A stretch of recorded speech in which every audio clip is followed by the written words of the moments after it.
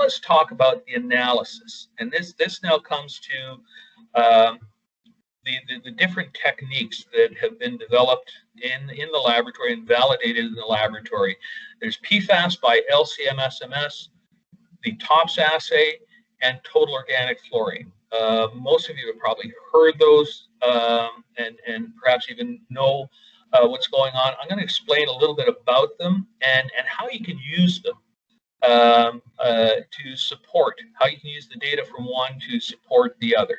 So if we go back, 7, 8, 9 years ago, we were one of the first labs to actually have a robust and reliable and reproducible method for PFAS by LC-MS-MS. Just again, for the sake of anybody who's new, LC-MS-MS acronym for liquid chromatography with tandem mass spectrometry. And PFAS by LC-MS-MS is recognized as the industry best practice for testing individual PFAS. So individual compounds like PFOS, PFOA, PFNA, PFBA, EIO, it's the acronyms, but the various PFAS compounds, individual concentrations are measured by PFAS, by LC-MS-MS. But then later on, remember, 5,000 plus compounds. We're measuring up to 42 compounds, I think we're at now. What about the rest of them? And so out of the University of California in Berkeley, David Sedlak and Erica Hotz developed what's called the total oxidizable precursors assay. So what that is you're doing the PFAS by LC-MS-MS, but we're asking that the customers submit the samples in duplicate, because you're taking the duplicate sample and you're oxidizing it and then analyzing it again by LC-MS-MS. And what the principle is there is the suggestion, remember the previous slide, precursors can over time through various mechanisms transform back into the end products, the shorter chain PFOS, PFOA, PFNA, PFOA, or PFBA, the ones that are increasingly becoming regulated. So if you're only measuring for 40, what about the rest of them? Well, this is an approach to provide an indication of other materials that you're not considering or that may over time present a liability for our customer. So if you analyze the one sample by LC-MS-MS, you get that list of 40 some odd compounds at for regulatory compliance purposes. Then you take the duplicate, you oxidize it, which is modeling the behavior of the compounds, and analyze it again. And then you look for differences. If you start seeing increases in concentration of the shorter chain PFAS, that means there's other PFAS in your sample that's not being captured by LC-MS-MS, but that may cause you problems and grief as the people doing the remediation later on down the road. And then what most recently people have gotten interested in is, okay, let's look at PFAS and the total organic fluorine burden that it introduces in environmental samples. So now, is there a more comprehensive analysis for PFAS, looking at total PFAS? And that's where total organofluorine comes in, because you're using fluorine as a proxy for PFAS. And there are different approaches. Heather's group, Heather and Lucy Katchatrian, they've done a lot of work in total organic fluorine. And one approach is called Neutron activation analysis. And it is basically what you're doing is you're looking at the total fluorine of a sample that you have removed the inorganic fluorine and left, partitioned the organic fluorine into a matrix, and then you bombard it with neutrons and measure the gamma radiation coming off. It's stuff we do in the radionuclide lab. And the problem with it is that nice glowing blue picture on top, it's a nuclear reactor. Not everybody has access to a nuclear reactor. We do at McMaster University. And that's the basis for a lot of the neutron activation work that we're doing. So Heather has done a lot of work with neutron activation analysis. Another approach is called particle-induced gamma ray emission spectrophotometry, or affectionately known as PIGGY. Again, very, very high capital cost. Very few people do it. If you're interested, the most notable is a guy named Graham Peasley out of Notre Dame University is doing a lot of work in PIGGY. It's the same idea as neutron activation analysis, where you are measuring the total fluorine using by bombarding the sample with particles and measuring the radiation coming off of it. But the latest that we have now commercialized is total organic fluorine using combustion ion chromatography. It is a lot simpler. It is a lot cheaper, and it gives you the same sort of information. So I'm going to talk a little bit about each of these and where you apply them.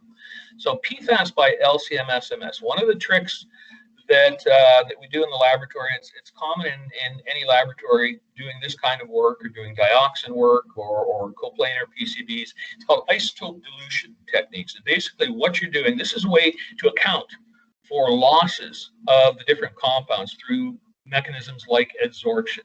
You spike the sample with what is called the isotopically labeled analog of the compound that you're measuring. And basically, I mean, in English, what it is it's the same compound, only you've replaced a number of the carbons with carbon-13, the stable isotope.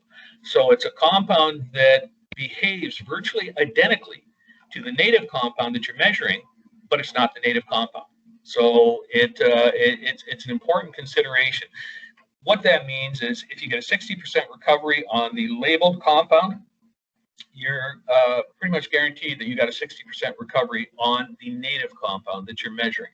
And that's one of the few approaches allowed for correcting analytical results coming out of a laboratory. So you spike the sample with a known amount of the isotopically labeled analog of each compound that you're measuring.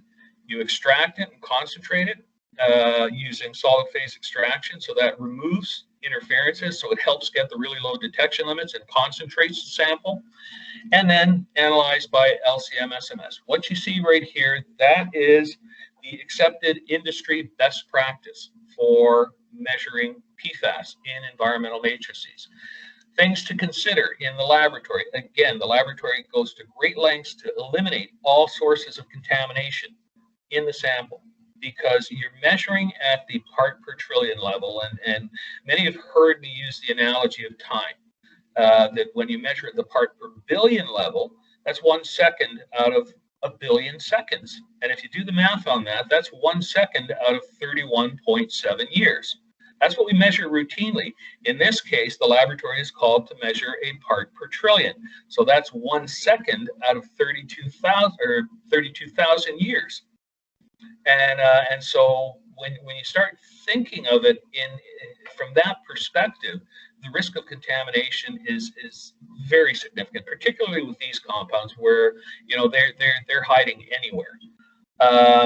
So it's important to eliminate all sources of contamination. The laboratory uses PFAS-free water. It uses special containers that have been proofed, etc. Isotope dilution techniques are a must. This is like I said, this is recognized as a best practice, certainly by the major laboratories that are in this space. Then there is solid phase extraction, LC-MS. Certain reporting considerations that you may hear about is reporting the branched versus the linear isomers. If you go back, if you think about that slide with the molecular structures, I showed you the linear isomers of each of those compounds. So if you figure something like PFOA, it's 8 carbons in a straight line, but you can have branches. It is still C8, it's still 8 carbons, and it is still PFOA, but it's a different isomer. And in the environment, you are more likely to see a technical mixture. Well, if you don't take that into consideration in how you do the analysis and how you calibrate the instrument and in how you report the results, you can have results that are biased anywhere from 40 to 80%.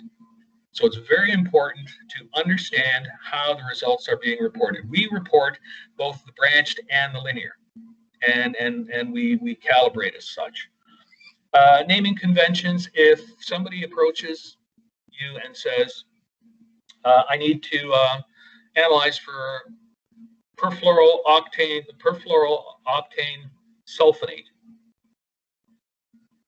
and you say, well, we only analyze for perfluorooctane sulfonic acid. It's the same thing, right? It's just two different forms of the same compound. They exist in equilibrium in solution. So you have the acid, perfluorooctane sulfonic acid, and its conjugate, perfluorooctane sulfonate. So be cognizant of different terminologies. The current convention is to report as the acid, so reporting PFAS as perfluorooctane sulfonic acid.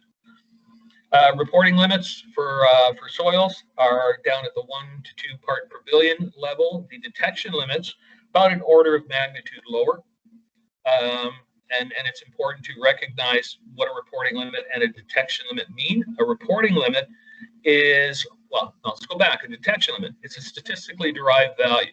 It is, we run a whole bunch of replicates, look at the standard deviation, multiply it by a certain factor, the student t-value, that gives us a 99 or a 95% confidence interval. So basically, what that means is when somebody reports a detection limit, it is a statistically derived value where you're saying, I am sure, or 99% sure, that the response of the instrument is something different from zero. That's a detection limit. A reporting limit, it's the same thing. I am sure there's something different from zero, and I can quantify it with a known confidence. So that's where we differentiate reporting limits and detection limits. Not to say you can't report down to the detection limit, but if you do, the variability is huge. And so waters, here's where you think of the levels that are being measured. The reporting limits are down at the low parts per trillion. That's for our low PFAS method. Our standard PFAS is 20 to 40 parts per trillion, but Adam and crew have developed a low-level method that is down at the 2 to 4 parts per trillion reporting limit, and actually the detection limits are sub-part per trillion.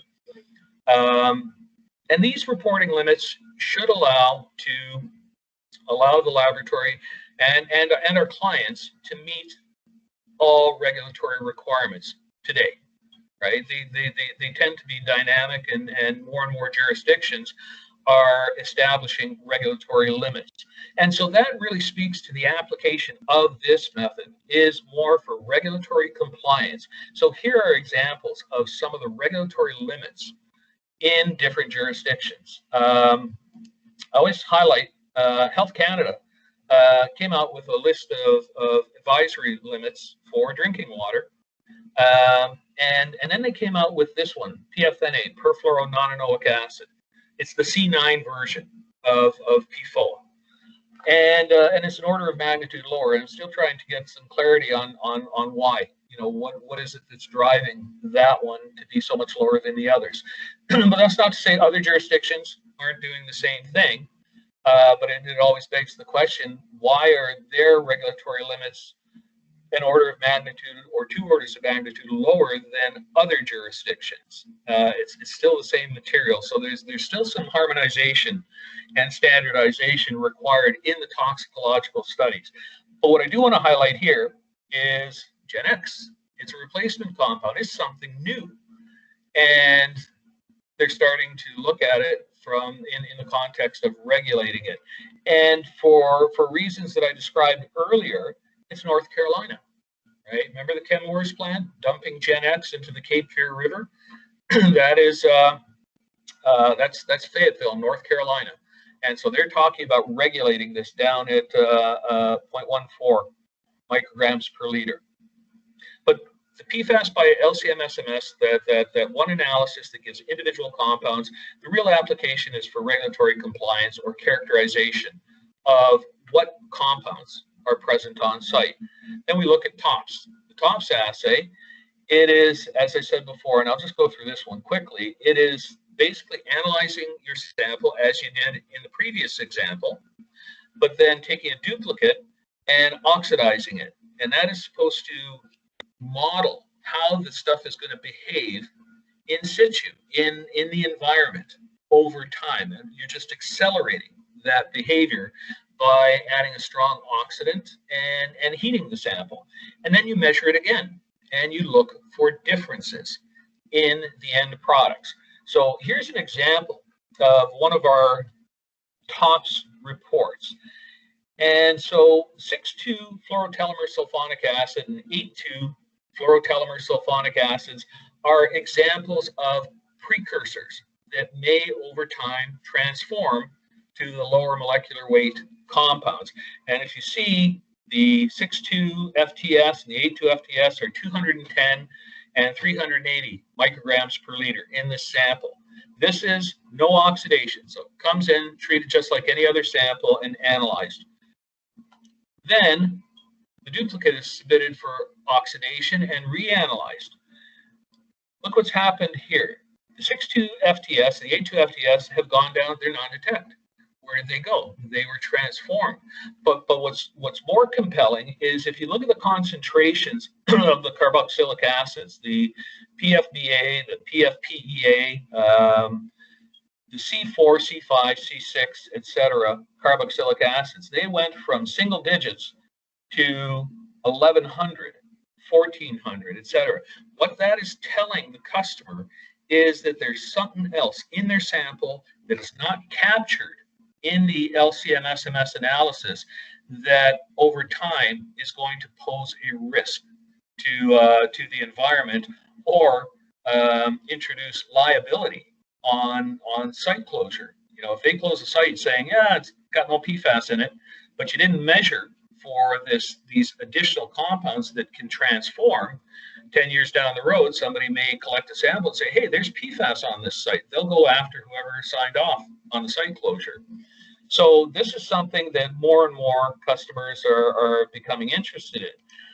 So let's just stop here and just kind of look at this issue of dark matter. This is the stuff that goes beyond what is measured by LC-MS. And so, as I said before, typically we analyze 42 compounds, some labs 30 compounds. As you get into the academic institutions, the universities, I mean, Jennifer Field has at Oregon State, I think there are 200, 300 compounds now. But for practical purposes, people measure 20 to 50 PFAS out of 5,000 plus compounds. So what about the other 4,950 compounds that aren't being measured? And those are referred to as dark matter. And it's the stuff that isn't well characterized but could be problematic. As I said, it can break down or transform into the PFAS that are measured, but the problem is that it's risk that you're not measuring when you're remediating a site. So how do you accurately assess the site risk and you know, what is the required remedial effort? TOPS is an approach. It gives you an indication that there's something there, but it's not a panacea. There are limitations. It's not fully quantitative because you saw that the 6,2 FTS and 8,2 FTS in the previous example were 200 and 300 micrograms per liter, but the increase in the carboxylic acids was far greater than any contribution from those two compounds. So how do you measure? How do you do a mass balance on that? It's not fully quantitative. There's high sample variability, particularly if there's already been some sort of in situ remedial effort. So in other words, they put chemicals in the ground to try and treat this stuff. And then they want to do a TOPS analysis or TOPS assay on the sample. That can introduce some significant variability. And it doesn't necessarily, we're not sure if it captures all of the dark matter, all of the organofluorine burden on the sample. So this, wait, come back, it's going the wrong way. This introduces the concept of total organic fluorine. Rather than looking at you know, individual compounds or you know, kind of the indication provided by the TOPS assay, looking at the total organic fluorine in the sample as being a proxy for PFAS. So very simplistically, if you measure total organic fluorine and it's non-detect, well, there's no PFAS, right? Because there's no fluorine being generated. So I'll talk a little bit about that now. And when it comes to the total organic fluorine, particularly the combustion ion chromatography method, it is a commercially viable method. We've commercialized it, but it's based on a bunch of work that was done. One in particular is this guy Abercrombie, and he did a study of wastewater. And I'm just going to draw your attention to this plot here. And the dark bars are PFAS that was measured by LC-MS-MS, and they calculated what the fluorine contribution would be if you measured the fluorine from the PFAS that was measured by LC-MS-MS. That's the dark bars. Then they did an actual total organic fluorine analysis, and that's the gray bars. So basically, that just describes the method. What they're saying is the total organic fluorine in wastewater is typically 100 times higher than the theoretical, what is calculated based on the sum of the PFAS. So there's a whole bunch of stuff that is being missed, and this is actually very important for a lot of environmental stakeholders. Here's an example. Well, this is actually the total organic fluorine by combustion ion chromatography that Heather and Lucy have set up in the laboratory. So it is one carbon adsorption. So you're passing the sample through a media and trapping the PFAS. Then you take that carbon or the media and you're putting it into a ceramic, and actually Heather's group has done some modifications, but you're putting it in a boat into an auto sampler that then goes into a combustion unit. Right now, the best way to treat and I mean destroy PFAS is high temperature incineration. So that's effectively what they're doing here. They are putting it into a combustion unit that is up at 1,000 or 1,100 degrees, and that is sufficient to mineralize the PFAS. So in other words, it's breaking it down at the atomic bond level. So you're generating fluorine that is then trapped in water. Right? It's an impinger. You're trapping it in water. You're creating hydrofluoric acid, which is then very easily measured by ion chromatography. Easy peasy. But there's things that you have to consider if you're using this approach, and this is what we work with our customers on. When you're measuring total organic fluorine, you're measuring the fluorine contribution of all the fluorine-containing compounds.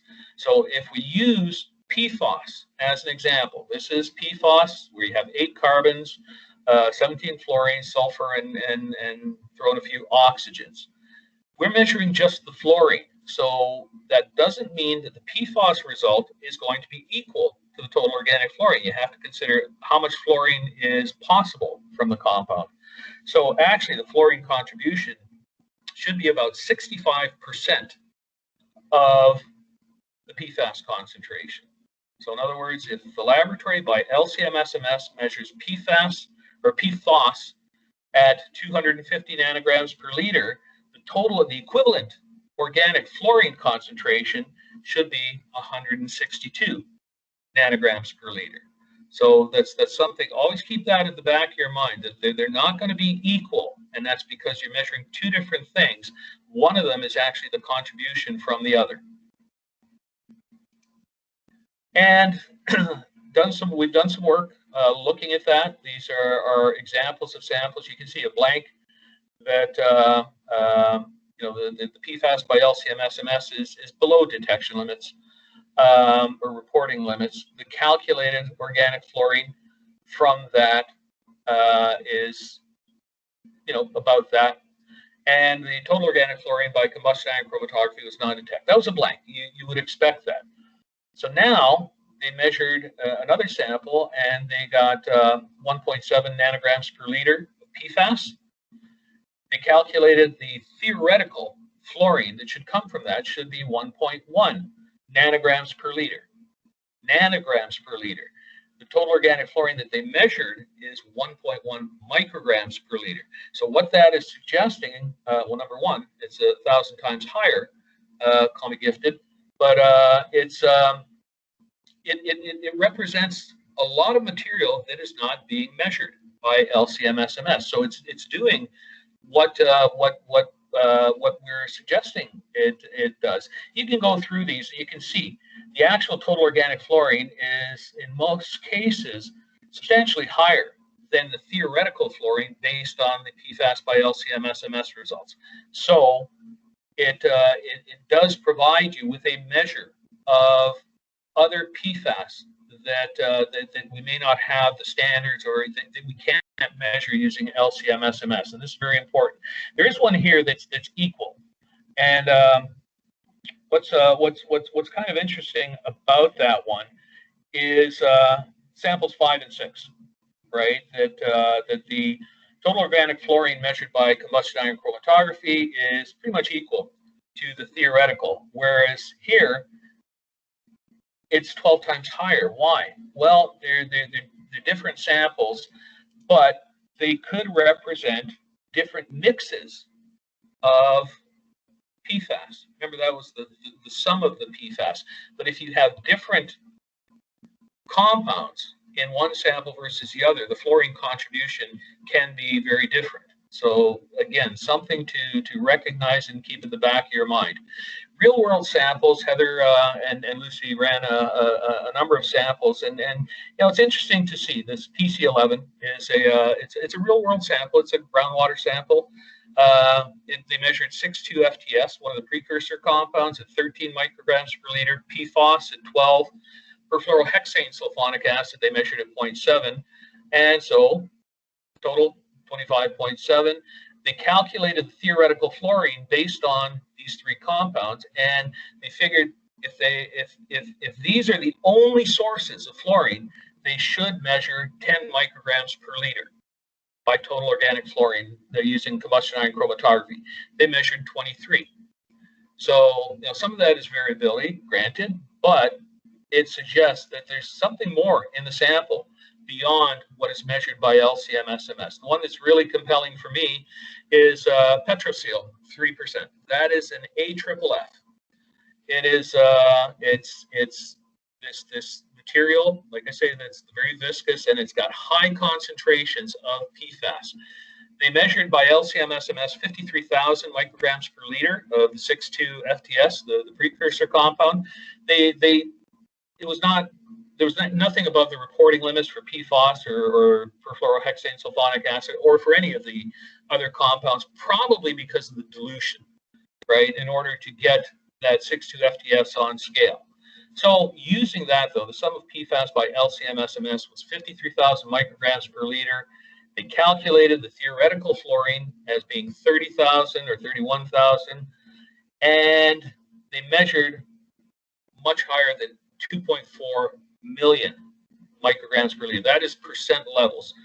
And that is consistent with Petroseal 3%. The 3% is suggestive of the PFAS content. Problem is, on the MSDS form for this material, they didn't register any. And so it's interesting, number one, to see that there's a lot more PFAS in this sample that is not being measured by LC-MS. But like I say, it's interesting that it's not on the MSDS. And by definition, it doesn't necessarily have to be, because it's not recognized as toxic. So if we go back to this plot here, this slide here, you know, the compounds, the precursors, the replacements, the 5,000 plus. PFAS by LC-MS is going to give you individual compounds from these categories. PFAS, or the TOPS assay, is going to give you individual compounds from these categories, but it also gives you a glimpse into the potential for other compounds or dark matter. Total organic fluorine by combustion ion chromatography gives you a measure of PFAS impact. It doesn't give you the individual compounds. So, you know, the advantages, as I've said here, PFAS by LC-MS provides individual compounds. It's good for regulatory compliance, and it's very sensitive. Total oxidizable precursors, the advantages are the same as PFAS by LC-MS, but it also gives an indication of other materials. But it's also twice the price because you're doing 2 analyses and there's labor involved there. Total organic fluorine, it provides you with a concentration of organic fluorine, which is representative of the presence or absence of PFAS. It's a lot less labor intensive and it is cheaper. So when do you use which tools? Well, TOPS assay, it indicates total PFAS concentration, not measures, but indicates, but it can be compared to other laboratories because it is now sort of a common methodology in laboratories offering PFAS analysis, and it gives you low reporting limits. Total organic fluorine by combustion ion chromatography, as I said, it measures the total PFAS contamination. It can be used for product testing, right? As I said before, if your TOF is less than detection limits, means your product is PFAS free. But it's got moderate reporting limits. We're still, and Heather and Lucy have done a great job getting this down below the part per billion level. And so that's important as material in promoting this method. PFAS by LC-MS still gives you accurate low-level measurement of individual compounds. So it's good for regulatory compliance and for risk assessment where you have toxicity information for individual compounds. So when do you use which tool? Think about the problems that our customers face. Regulatory compliance. Okay, I've got a site. I have to demonstrate that it meets a regulatory limit. You want to look at the individual compounds, and you want to be sensitive. If you're trying to characterize a site, what are the compounds that are contaminating my site? You still do it by LC-MS. If you're trying to establish the extent of contamination, so it's contaminant delineation, then you can do PFAS by LC-MS if you're trying to delineate individual compounds. But it's important to consider other materials. So in other words, if you're excavating a site, if you're doing a dig and dump, and you're only measuring those 40 compounds and you get non-detects on all of them, are you done? Well, you don't know because you haven't looked at all of the PFAS. So contaminant delineation, the TOPS assay helps there, but also total organic fluorine affords our customers a more economically viable approach to delineating the extent of contamination. Have you completed your remedial action? Well, if it's individual compounds, then you can do that. But the TOPS assay gives an indication of how complete your remediation is. Have you captured everything? As does total organic fluorine. But the total organic fluorine by combustion ion chromatography offers distinct advantages. Future liability, you got to be looking at everything. You know, what can ultimately or over time transform and cause you grief down the road. Then when it comes to, is my product free of PFAS? Look at total organic fluorine. That's going to provide you with the most comprehensive picture of that. So our toolkit, PFAS by LC-MS, it's kind of mid-price. It's not cheap, but it's compliant with the EPA methods. It is the routine analysis is provided by a number of contractors. I'm not, I said many, but it's a number. Not everybody does this. But we are accredited. We're accredited by Standards Council of Canada. We're accredited in a number of jurisdictions in the U.S. And most importantly, we're accredited by the Department of Defense in the United States. And very few labs hold that accreditation.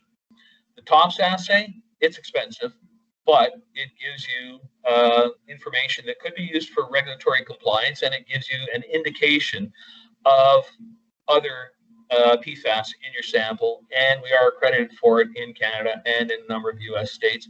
Total organic fluorine by combustion ion chromatography. It is less expensive, but recognize what the information is that is providing. There is no current EPA method. In fact, the EPA is very interested in what we've done. As far as we know, there's no other North American lab offering this. There are labs in Australia, which is another hotbed of PFAS activity.